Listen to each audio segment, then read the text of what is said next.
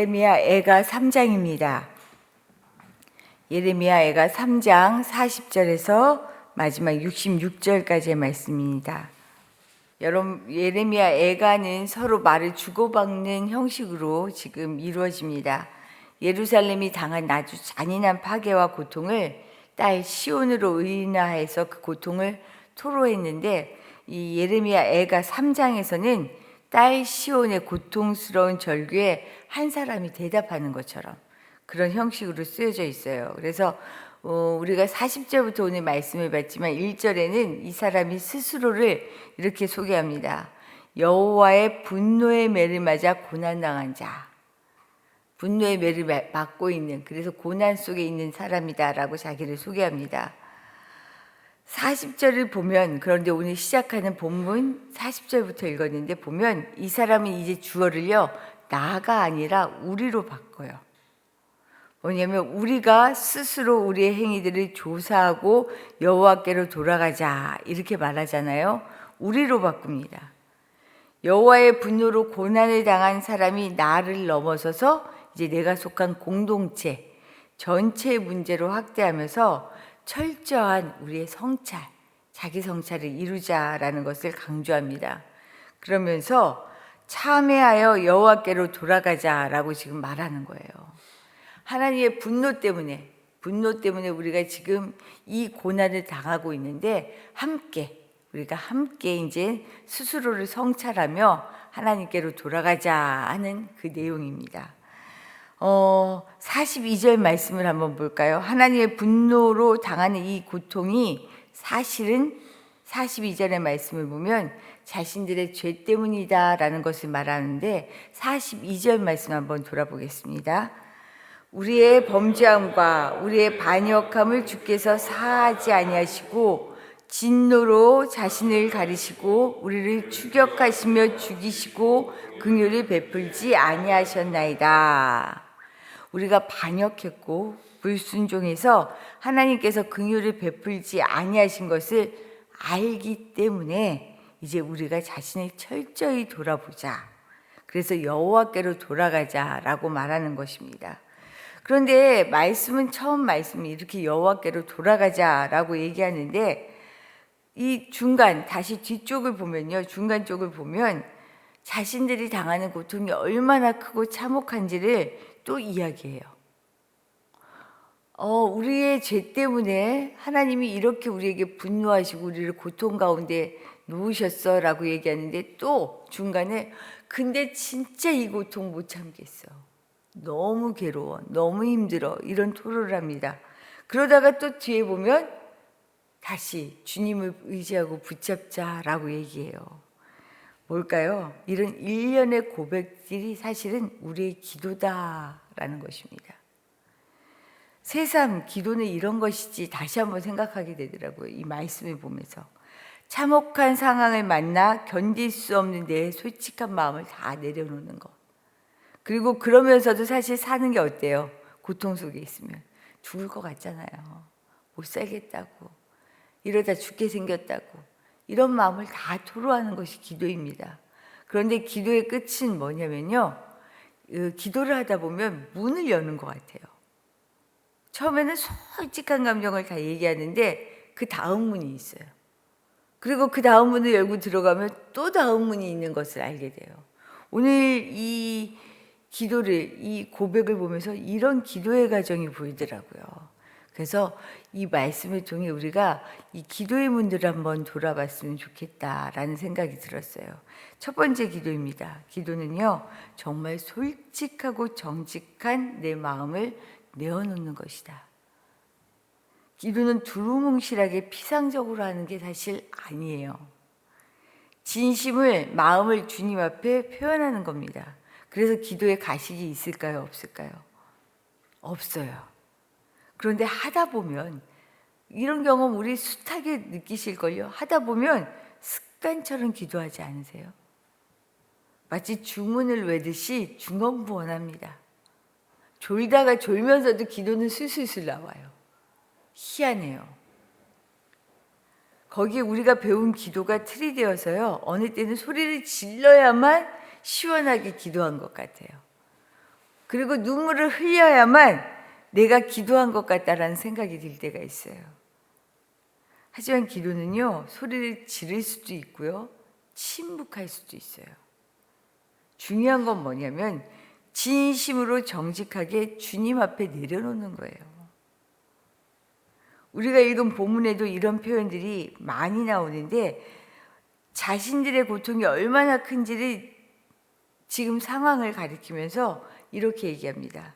주께서 구름으로 자신을 가리사 기도가 상달되지 못하게 하시고, 이뿐만이 아니에요. 자신들의 처참한 상황을 쓰레기와 폐물이 되게 하셨다라고 표현해요.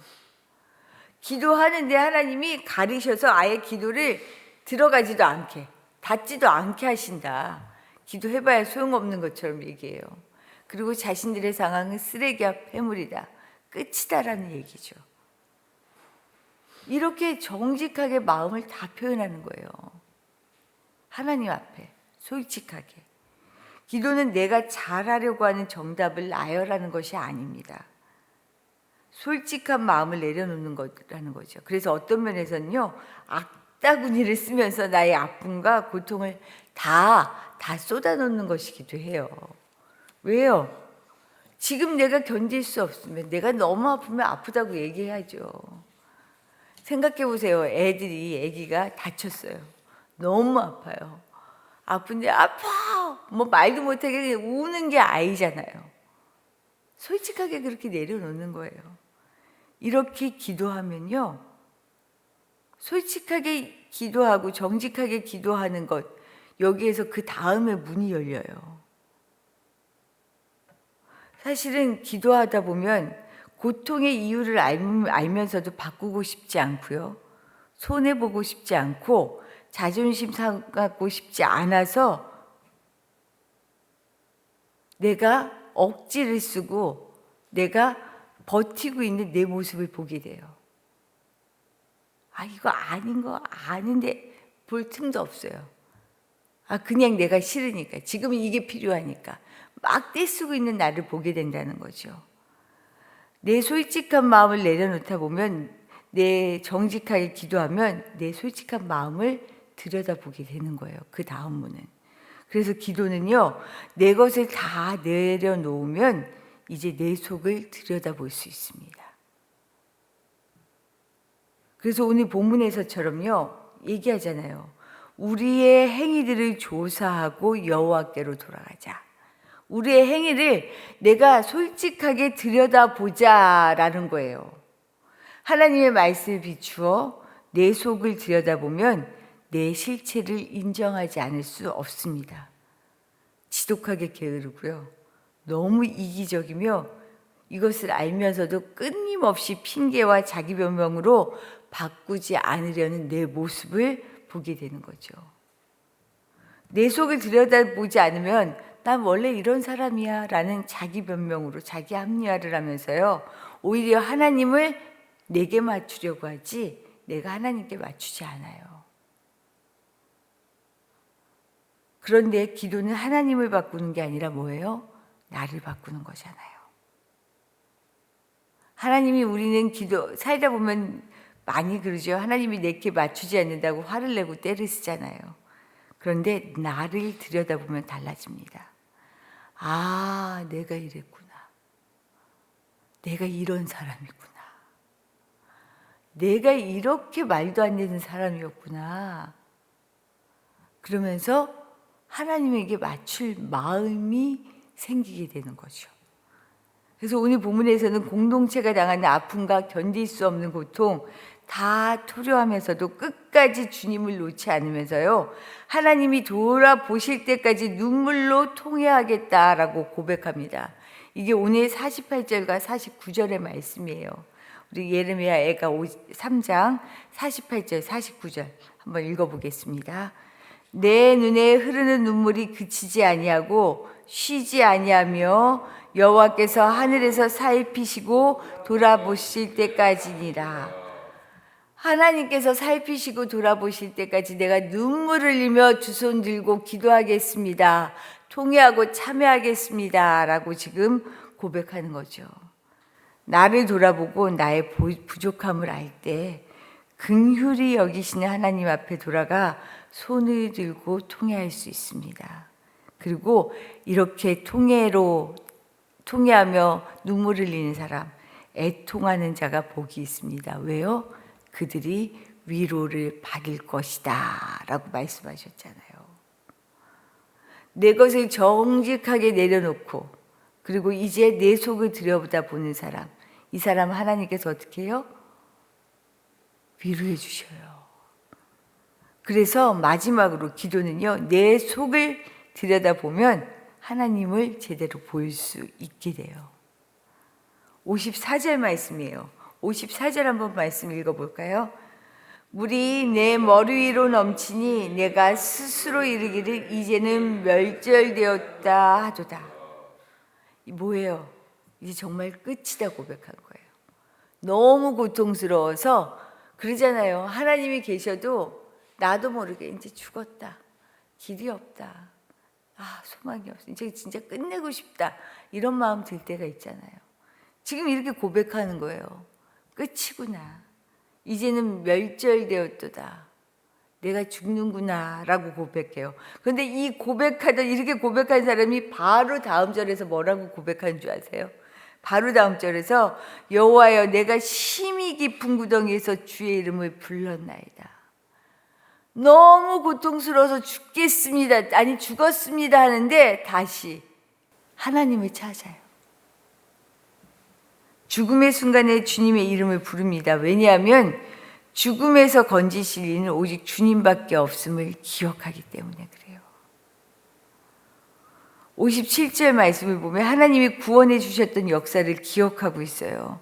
내가 죽게 아뢰날에 주께서 내게 가까이 하여 이르시되 두려워하지 말라 하셨나이다. 그렇지. 주께서 이제 나 죽었어 라고 얘기했는데 맞아. 하나님께서 내게 말씀하셨지. 두려워하지 말라고. 이게 기억나는 거예요. 또 56절, 59절에서는 또 다른 하나님이 기억나요. 하나님은 다 알고 계시고 다 보고 계시는 분이시죠 라고 고백하죠. 악인이 활기치는 것을 참지 못하고 억울함을 풀어주시는 분이 우리 하나님이시죠 라는 것을 기억하는 거예요. 그러면서 64절에서 이렇게 고백합니다. 여호와여 주께서 그들의 손이 행한 대로 그들에게 보응하사. 맞아, 하나님은 우리가 행하신 대로 갚아주시는 분이지.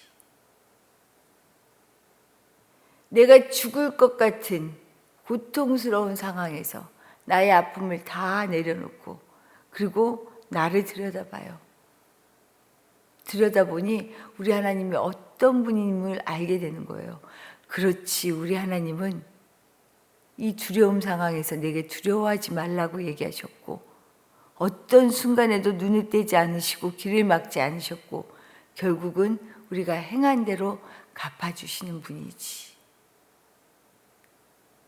이런 하나님의 속성을 알기에 악으로부터 스스로를 돌이키지 않으면 안 된다는 것을 알아요.